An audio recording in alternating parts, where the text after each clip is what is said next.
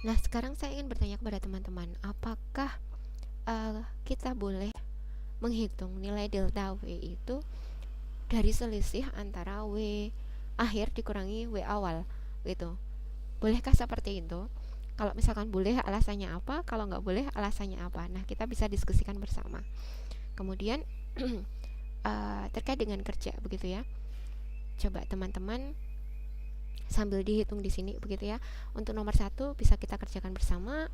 Kemudian nomor 2, 3, 4 itu nanti buat PR. Begitu ya teman-teman ya. Silahkan diamati dan nanti kita bisa bahas di kelas. Nah, kemudian kita akan membahas mengenai nilai kerja maksimum dan juga minimum. Kenapa kok ada kaitan nilai kerja maksimum dan juga nilai kerja minimum? Nah, dari sini kita nanti bisa memprediksikan berapakah kerja maksimum yang bisa dihasilkan oleh sistem itu tadi, seperti itu. Tapi dalam suatu sistem, kerja maksimum atau minimum itu bisa dianggap ada gitu ya, atau bisa diprediksikan manakala kita itu menyatakan sistem itu pada keadaan ideal gitu ya. Nah, contohnya adalah kalau misalkan kita melibatkan konsep gas ideal pada suatu sistem begitu ya, maka lagi-lagi kita akan mendapatkan persamaan PV sama dengan nRT begitu ya. Nah, maka dengan demikian kerja maksimum ataupun minimum pada proses isotermal untuk gas ideal kita bisa mendapatkannya dari persamaan ini.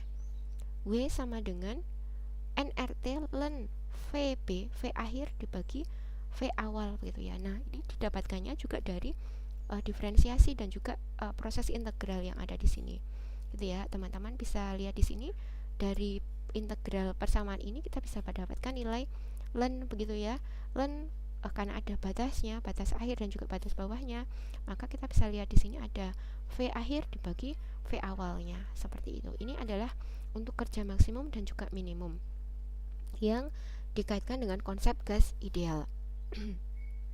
Terus kemudian selanjutnya di sini kita bisa lihat bahwa proses isotermal pada perubahan P dan V kita tahu tadi sudah pada temperatur yang konstan begitu ya. Dan di sini daerah yang diarsir ini merupakan daerah di mana W-nya itu bisa diperoleh begitu. Dan yang di garis atas ini ternyata keadaan T-nya lebih tinggi begitu ya, T2. Di sini T2 lebih tinggi daripada T1-nya begitu. Dengan demikian kerja yang dihasilkan pun juga akan menjadi lebih besar begitu untuk yang pada temperatur lebih tinggi daripada di keadaan temperatur yang lebih rendah.